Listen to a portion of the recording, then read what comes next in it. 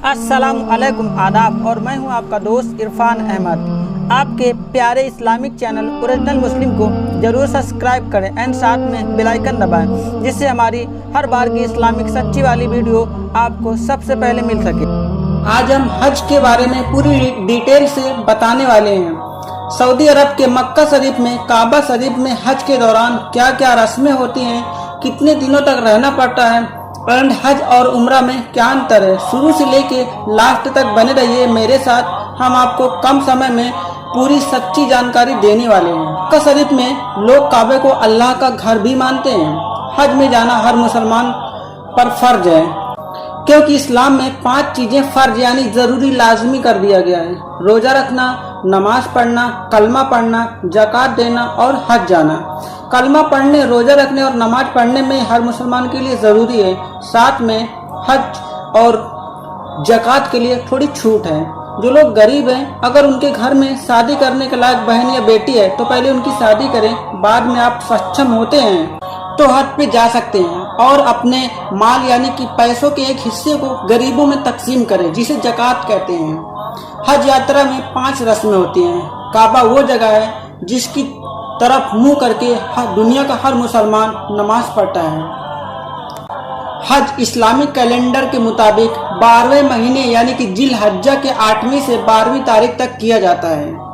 ये वो महीना होता है जो मुहर्रम वाले 1 महीना पहले पड़ता है। जिस दिन हज यात्रा पूरी होती है उसे ईद उल अजहा यानी बकरीद का दिन कहा जाता है।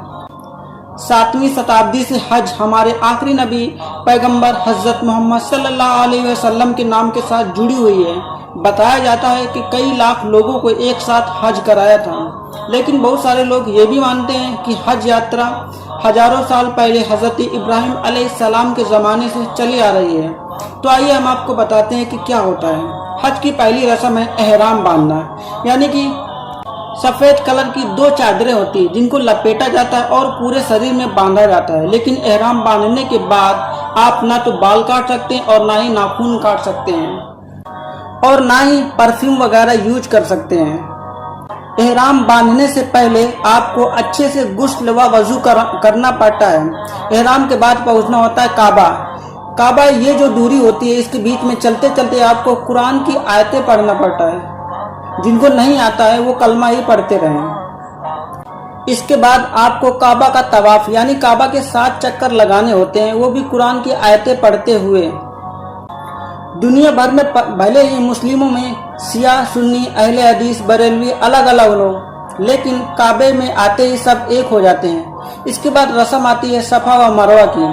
असल में ये 2 पहाड़ियां हैं जिनके बीच हाजी कुछ चक्कर लगाते हैं। बताया जाता है कि हजरत इब्राहिम की बीबी हजरत हाजरा अपने बेटे के पानी की तलाश में गई हुई थी। कुछ दूर पे उन्हीं के एड़ी के नीचे से पानी निकला था, जिसे आबे जमजम कहा जाता है।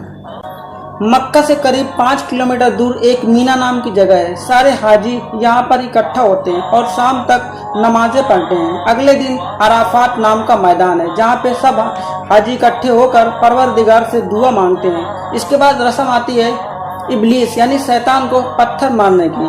माना जाता है कि ये वो जगह है जहाँ पे हजरत इब्राहिम को शैतान ने बहकाने की कोशिश की थी, जो कि अल्लाह की तरफ से दिया हुआ काम यानी कि कुर्बानी करने जा रहे थे। तभी हजरत इब्राहिम ने शैतान को लानत करते हुए शैतान को पत्थर मारा था। तब से ये पत्थर मारने का सिलसिला जारी हो गया। इस पूरी प्रक्रिया को अरबी भाषा में रमी जमारात कहते हैं। शैतान को कंकड़ मारने के बाद रस्म होती है किसी जानवर की कुर्बानी। जी हाँ, जो हाजी होते हैं उनको ऑफिस में जाना होता है, फिर एक टोकन लेना होता है। जानवर के हिसाब से आपको पैसे अदा करने होते हैं। उसके बाद उस जानवर की कुर्बानी दे दी जाती है और फिर आपको मोबाइल में मैसेज कर दिया जाता है कि आपके जानवर की कुर्बानी हो चुकी है। कुर्बानी के गोश्त के 3 हिस्से होते हैं, जिनमें से एक हिस्सा हाजी के लिए, बाकी 2 हिस्से गरीबों के में बांट दिया जाता है। उसके बाद सर के बाल मुड़वाने की यानी सर के पूरे बालों को निकालने होते हैं और औरतों के थोड़े से बाल काटने होते हैं। बिना इस रस्म के हज की यात्रा पूरी नहीं मानी जाती है। बाल मुड़वाने के बाद फिर सब हाजी इकट्ठे होते हैं। काबा में एक बार फिर से तवाफ किया जाता है।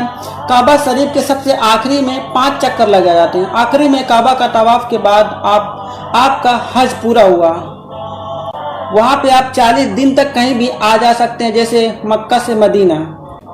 मक्का से मदीना की दूरी लगभग 453 किलोमीटर है। जी हाँ, अब बात करते हैं हज और उम्रा में। जी हाँ, हज और उम्रा में कोई खास अंतर नहीं है। हज करने का बाकायदा 1 महीना फिक्स है। जो महीना हज के लिए है आप उसी महीने में हज कर सकते हैं। रही बात उम्रा की, तो उम्रा साल भर में कभी भी कभी किसी टाइम भी किया जा सकता है। जिनके माँ बाप ने हज नहीं किया है तो बेटे का हज करने का हुक्म नहीं है। पहले अपने पेरेंट को हज करवाएं, बाद में खुद करें। उम्मीद करता हूँ आपको अच्छी लगी होगी वीडियो। कमेंट में अपनी राय दें।